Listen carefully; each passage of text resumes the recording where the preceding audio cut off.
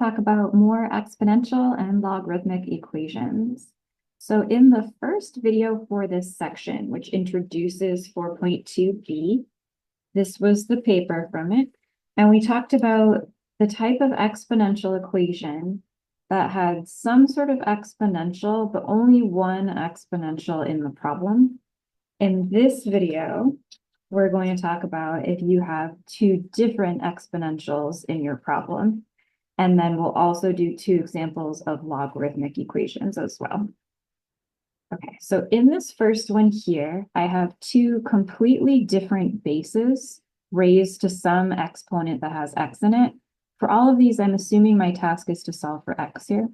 And I can't do kind of our original plan, which is log base 5 or log base 7 both sides, because there's two different exponentials here. So we do want to do log base something of both sides, but it has to be the same log. You can choose 5 or 7 here, but typically when there's more than one exponential, we just use the ln anyways, just because it's the quickest one to write. So I'm going to use the ln here, but it's not wrong if you choose a different base for the log, as long as it's the same base on both sides. Okay, so I'm going to ln both sides. That's always my first step in problems like this. ln of this equals ln of that. And then any logarithm showing up here is helpful because then we can use the log rule that says you can bring the exponents down. And that helps us in our mission to kind of get those x's out of that position and actually solve. So on the left, I get 2x plus 3, mandatory parentheses, times ln of 5. And then similarly on the right, parentheses x minus 9 times ln of 7. Okay, so ln of 5 and ln of 7, neither of these is a nice number. If you had chosen, let's say, log base 5 for both sides, at least this one you could simplify, but no matter what, we have at least one log in our final answer, which is okay. Okay, so my next step here is to distribute ln of 5 on the left, ln of 7 on the right. So ln of 5 is going to go into these parentheses. So I get 2 times x times ln of 5 plus 3 ln of 5. And then on the other side, I'm going to do a similar thing. So I get x ln of 7 minus 9 ln of 7. And this starts to look really bad, but we want to kind of remember what we're doing here, like what the actual point of all this was, and that's to solve for x. So I'm going to find the terms here that have an x in them. So that's this one and this one. I want to get those two terms alone together so that I can factor the x out of them. Everything else is just a number, right? So this 3 times ln of 5, this is just some number. Same thing over here, just some number. So these are going to end up in our final answer, and that's no big deal. Okay, so I'm going to subtract. Let's put my x terms on the left, everything else on the right. It doesn't actually matter what side you pick, it all works out. I'm going to subtract this term over. So I get 2x ln 5 plus 3 ln 5 minus x ln 7. And then I also want to get this term that doesn't have an x out of there so that they're alone. So that leaves me with the left-hand side 2x ln of 5 minus x ln of 7 equals negative 9 ln of 7, that was already there, minus the 3 ln of 5. Okay, and then in these two terms on the left, I can pull an x out. So I have x parentheses, and then I'm going to have these terms with the x divided away. So 2 ln of 5 minus ln of 7. The right-hand side doesn't change.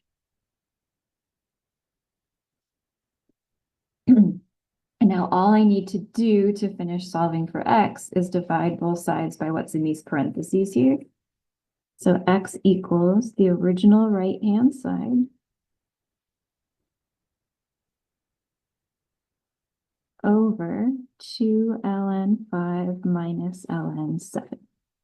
Now, you're allowed to leave your answer in this form unless the directions specifically want you to simplify, or maybe it would say like write with as few logarithms as you can. right? So this is fine, but I'll kind of switch colors here and say, or if you want to use a bunch of log rules, you can kind of simplify thns away. So this ln of 7, this -9 can come up as an exponent. Same thing with this 3. And I would have ln of 7 to the -9 divided by 5 to the 3 from the second log.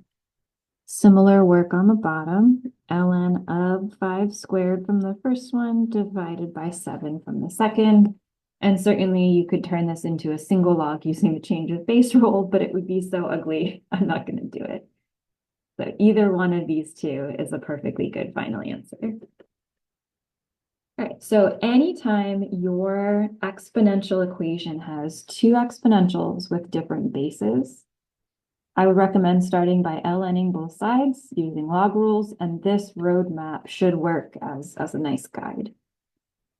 The other weird situation you might run into with an exponential equation is two different exponentials, but see here they have the same base e, they're just raised to different powers.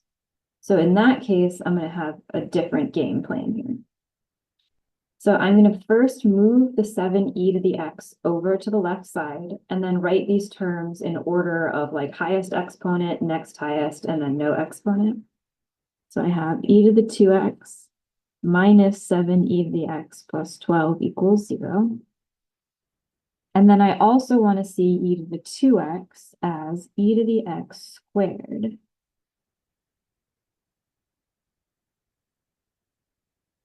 And the reason I'm writing it like this is because e to the x is kind of playing the role of what traditionally we would see as an x, right? So like something squared minus 7 times that thing plus 12.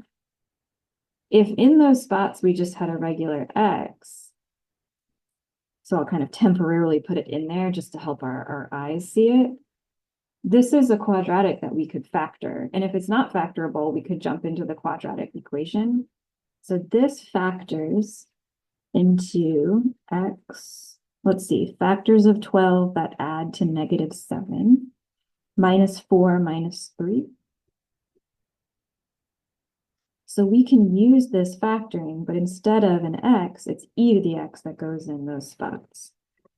So this factors to e to the x minus 4, e to the x minus 3. And the reason factoring is helpful here is because when it's the two things multiplied equal to 0, that'll happen when either one of them is 0. So we get to set them equal separately. And we get that x is the natural log of 4, or x is the natural log of 3. And those are my two answers. So this will be our strategy anytime you have, usually it's something to the x and then that same thing to the 2x. We can kind of turn it into a factoring situation. The last two examples I have in this video are both logarithmic equations. The one extra thing to keep in mind for logarithmic equations is that the ln has a naturally restricted domain. So you have like this one extra step at the end where you want to double check that any solutions you have can actually be plugged into the original equation. And I'll kind of address it as it comes up in these problems. It's kind of interesting, but you only have to worry about that when you start with logarithms in the equation. Okay, so when we have an exponential equation, we start by isolating the exponential, turning it into a log. We're going to pretty much do the same thing here, but we'll isolate the log and then turn it into an exponential. So I'm going to start by adding this 1 onto the right-hand side to get the exponential part, or sorry, the logarithmic part alone. 6 plus 1 is 7. And then we again have a choice here.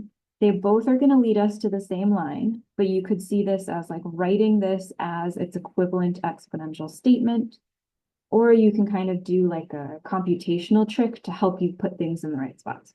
I'm going to do it with the computational trick, so it takes a little more steps, but I think it kind of comes out smoother. All right, so I'm going to identify the base of the logarithm. This is ln, so it's base e. So I'm going to say if this equals that, then e to this equals e to that. So e to the ln equals e to this. Right, so on the left side, e to the ln cancels, and just x minus 4 is left. And on the right, I have e to the 7. This is the same thing you would get if you did the rearranging to the equivalent exponential. And now our final move to solve for x is just add the 4 over. So x equals e to the 7th power plus 4. E to the 7th power is a really big number. So plus 4 is still a really big number. So I have no domain restrictions here. This just is my final answer. The potentially discarding a final answer will make more sense in this next example, which will have that happen. Okay, so let's do one more. So here we have log base 2 of x plus log base 2 of x plus 1 equals 1. So we want to have logarithm equals number the way that we did up here so that we can undo it. So I'm going to start by combining these two logs because they have the same base, combine them into 1 using my log rules. So I have x times x plus 1 in the interior. And now I'm going to turn this into its equivalent exponential. So if you want to do that all in one step because it's clear to you, go ahead. Or we could do it in 2 steps and say, all right, 2 is the base of this log. So 2 to the this equals 2 to the that. 2 to the log base 2 cancels out, and I have x plus 1 left. And then on the right, I have 2 to the 1, which is just 2. Okay, so now I need to solve for x, and I have sort of the pieces of a quadratic equation here. So I'm going to start expanding things out because I know if it's going to be a quadratic thing, I've got to get everything on one side, the other side 0. So on the left side, I'll distribute the x. And then I'll subtract the 2 over to join the other parts. And I get x squared plus x minus 2 equals 0.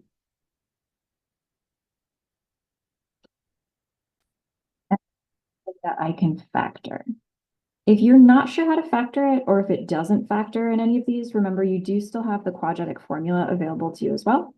But this should factor. Let me give myself some more space here. I think I rigged this up to factor nicely. So we want two numbers that multiply to -2 and add to +1. Plus 2 minus 1 will do it. Those two numbers add to 1, multiply to -2. All right, and now I can set them individually equal to 0. And I have what seems like 2 solutions. I wanted to show this work here. X minus 1 equals 0, and I got x equals 1. All right, so at least at this moment, I have 2 solutions, -2 and +1.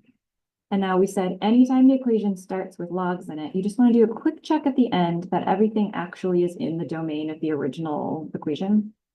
And this -2 is our problem because x equals -2 can't be plugged in here, right? Logarithms, you can't plug in a 0 or a negative.